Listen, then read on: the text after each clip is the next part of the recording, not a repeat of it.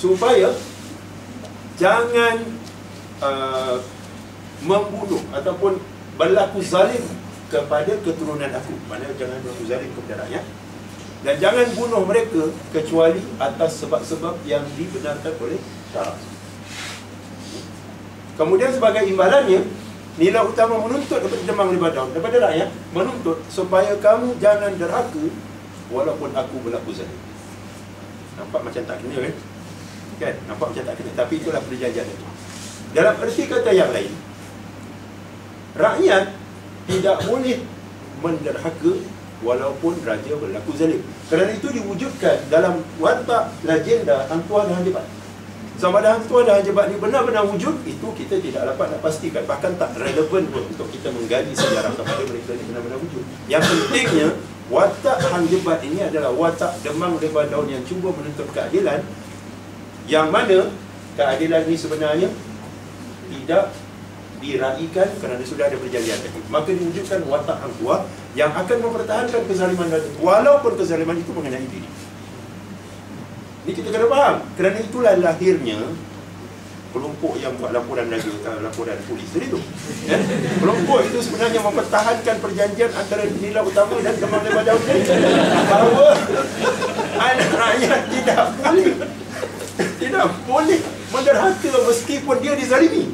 Nampak tak? Nampak tak? Ni kita bercakap tentang psiki, ya? Jiwa, kejiwaan orang lain, ya? Menarik ya kalau kita tengok sejarah kita. Satu lagi, Sultan Mahmud mangkat di Julang. Ni bukan Sultan Mahmud Melaka. Sultan Mahmud berangkat di Julang ni tu. Ya?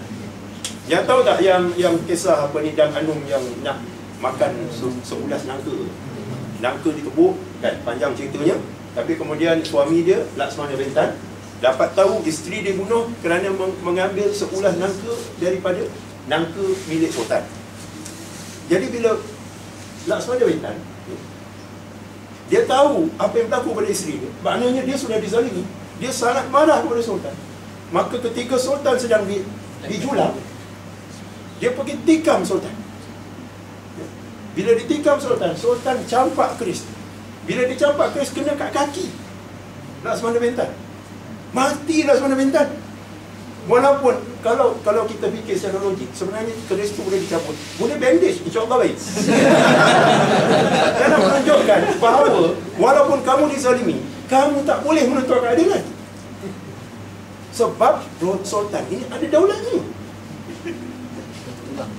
Maka bila awas.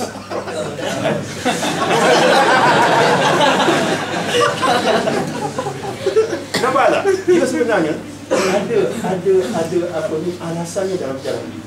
Cuma bila datang Islam, ini yang menariknya. Bila datang Islam, konsep derhaka ni dirombak. Timbullah satu ungkapan, raja adil, raja disembah. Raja zalim, raja disanggah. Sebenarnya transformasi sudah berlaku. Tetapi masih ada lagi golongan yang cuba mempertahankan teks perjanjian antara nilai utama dengan Demang Lebanon. Yang mana keturunan-keturunannya membuat laporan polis tempoh hari. Jadi kita sekarang ni, kita kena pertahankan ungkapan itu. Raja adil, raja disembah. Raja zalim, raja disanggah. Disanggah bukan untuk digulingkan, untuk diperbetulkan, untuk kesejahteraan raja dan kesejahteraan rakyat. Salahkah itu? Tak ada kesalahannya, kan? Baik itu kita kena pastikan kita menjadi golongan majoriti, dan pemikiran feudal ini dapat kita rombak di atas landasan Islam. Tak menjawab soalan saya. Apa soalan? Masih panjang. Tapi nak cerita bahawa kita kena faham benda ni, ya? Kita kena faham dia sudut psikologinya, kan? Kalau kita nak ubah masyarakat ni, supaya kita ni sendiri membebaskan diri kita daripada pemikiran feudal. Dan saya nampak pemikiran feudal ni ada di kalangan mahasiswa juga. Bahkan di kalangan kita pun, di kalangan penjara-penjara, ya?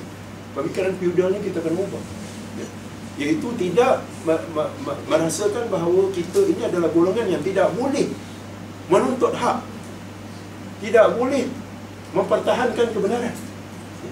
Kerana kita sudah dididik untuk taat kepada pihak yang berkuasa, kerana mereka ini ada daulatnya. Tahu daulat apa? Tulah. Bila ditentang, maka akan dikenakan pelbagai akta. Akta ni tulah lah.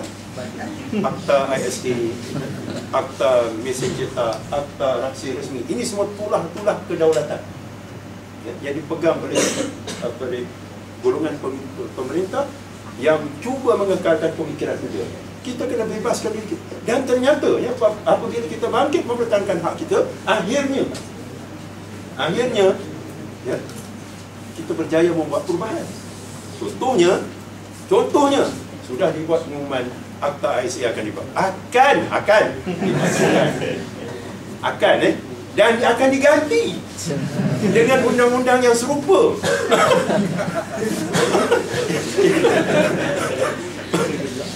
Belum kebal lagi, Prof.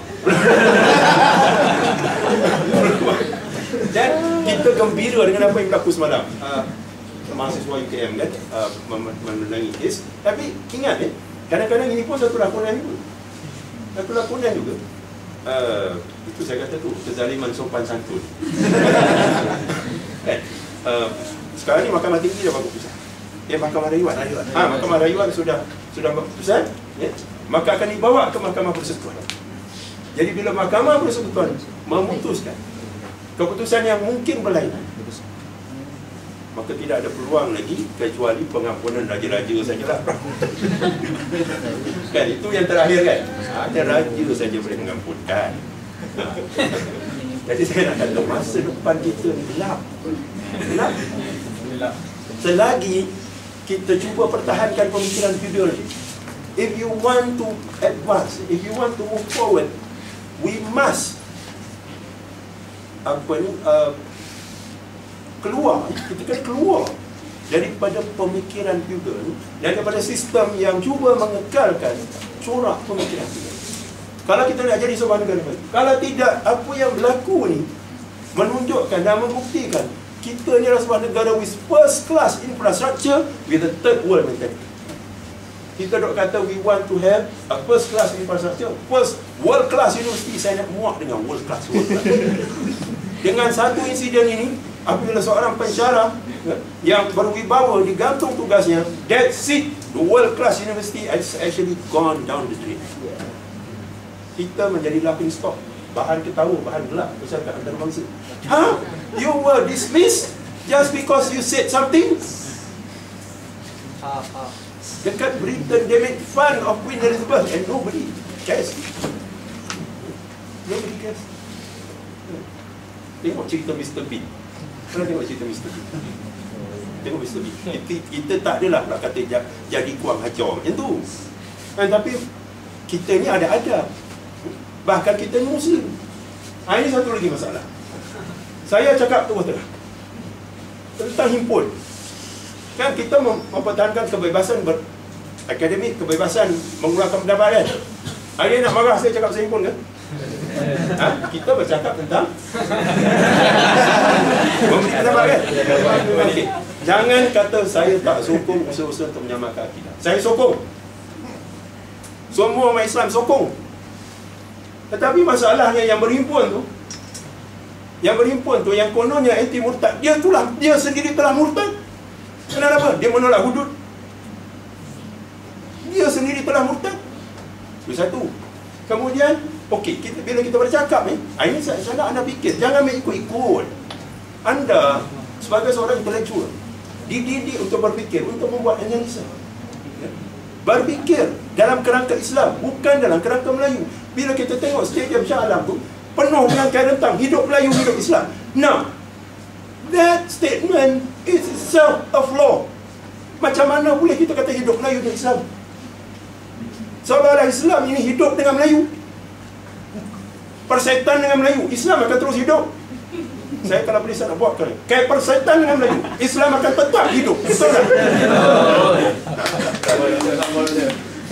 Sebab itu kita tengok perhimpunan ini, mamak tak ada,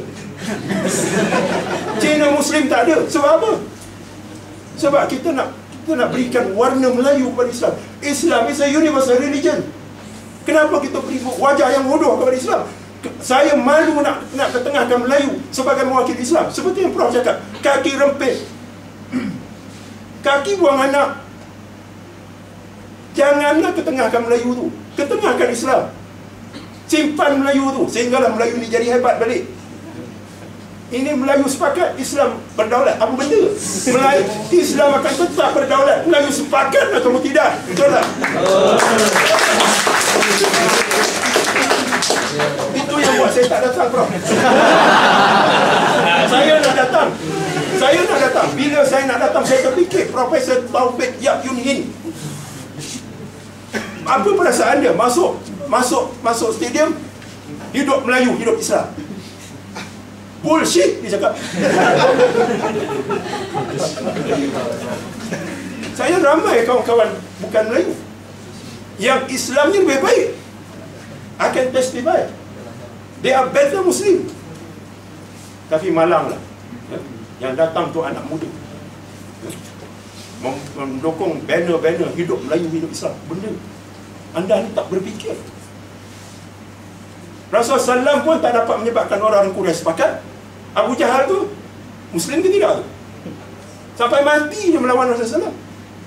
Jangan haraplah Melayu akan sepakat, kerana kita bersepakat di atas dasar apa? Dasar kebenaran. Kita boleh sepakat dengan Dr. Taufik Yap Yun Hin, Profesor, atas dasar kebenaran, bukan atas dasar bangsa.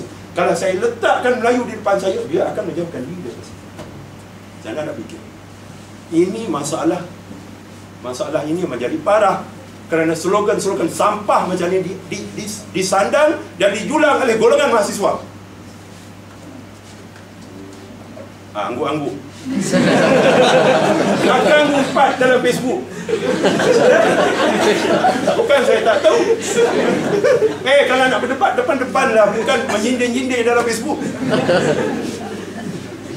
I rest my peace.